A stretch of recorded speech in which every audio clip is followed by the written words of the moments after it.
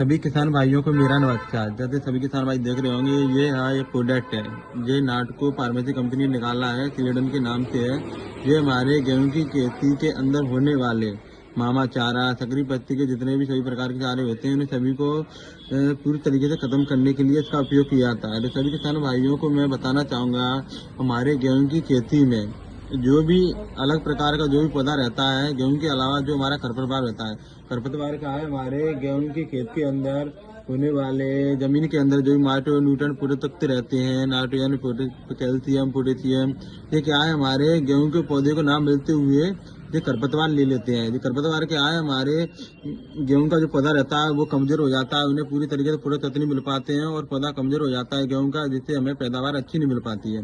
तो सभी किसान भाइयों को पैदावार बढ़ाने के लिए, चारा या खरपतवार खत्म करने के लिए आप नाटको कंपनी का सिलेडन उपयोग कर सकते हो। इसका उपयोग बताना चाहूंगा, इसका डोज बताऊंगा, इसका टेक्निकल बताना चाहूंगा। इसका टेक्निकल क्या है, इसका टेक्निकल पिनोक्साडान 5.1% रहता है।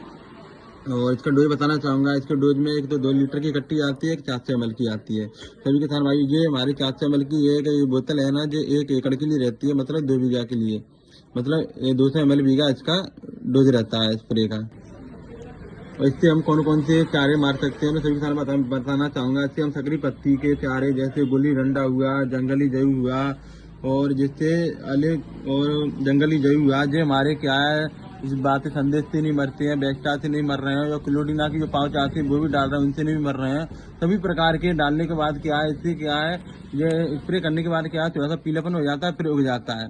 तो इसके लिए नाटको कंपनी ने इस सिलेडन के नाम से प्रोडक्ट बनाया। इससे हम पूरी तरीके से उस चारे को हम खत्म कर सकते हैं।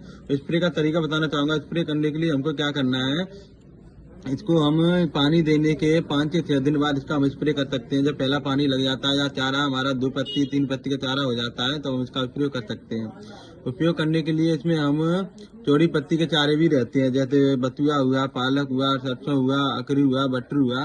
तो इसके लिए चौड़ी पत्ती के चारे के लिए क्या है, हम इसके साथ में जो पूरन की मिसाल की जो पाउच आती है 20% में, जो 8 ग्राम की रहती है, जो भी 2 बीघा के लिए रहती है, इसे हम इसके साथ में मिला सकते हैं 2 बीघा के लिए। तो हमारा 1 एकड़ का पूरा डोज हो जाता है। इससे हमारा चौड़ी पत्ती का चारा मर जाता है, इससे हमारा सकरी पत्ती का चारा मर जाता है। और सभी किसान भाई इसका उपयोग कर सकते हैं। और हमें किसी भी खाद बीज भंडार की दुकान पे इसका अकेले का खर्चा हमें 400 रुपये बीघे का मिल जाएगा। 400 साढ़े 400 रुपये बीघे का इसका खर्चा आता है।